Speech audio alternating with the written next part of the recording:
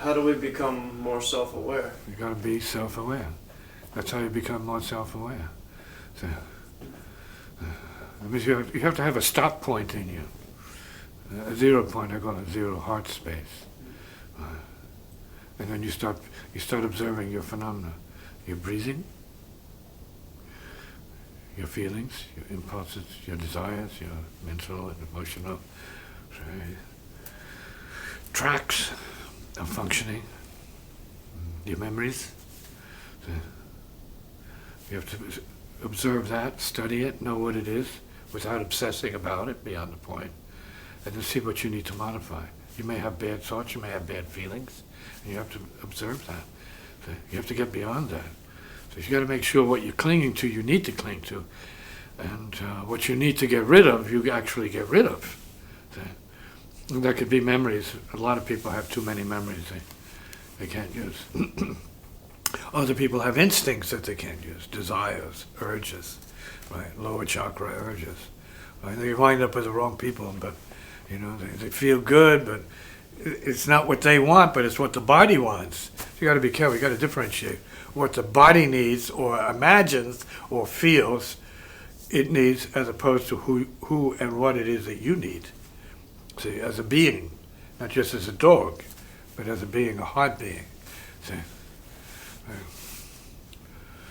comment. So we need to observe and then modify and recreate what, depending on the level of phenomena, needs to be modified to have a clearance to move forward in all cases. Sometimes we have a clearance just to move forward in some cases, and then we have other issues here, depending on the people we have to work with. Sometimes that's a big issue. You're not working with the most conducive people, see, to function with.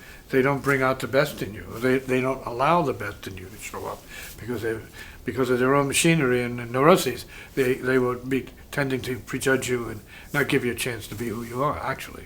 You can't be as good as you want to be, or you can't be as strong as you want to be, depending on the circumstances. So it's that kind of maze that everyone is in that is called life. So it's better to practice being clear about who you are and what you really need, and work with that. You got to work with yourself. Yourself is a work in progress. It's good to put it in those terms. Something that needs shaping and kindness, right? To work with it. Whatever yourself is, you may have inherited from family members who have similar issues, similar karmas, and thus similar issues, similar needs, and thus, same kind of karma, right? Similar desires, same kind of karma. So you often find family very much alike. So then you find exceptions, and so it's better to be going deeper and deeper than what the obvious family, let's say, game is, what the program is. Say, no, I'm not going to eat that. I don't need to eat that. I'm thinking I'm going to do this. I'm not going to go there. I'm going to try and go here.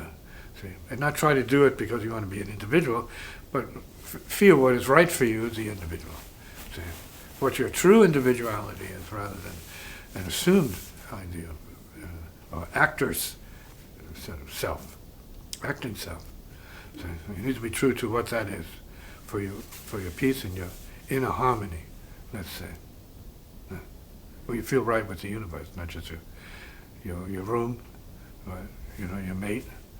That's not enough.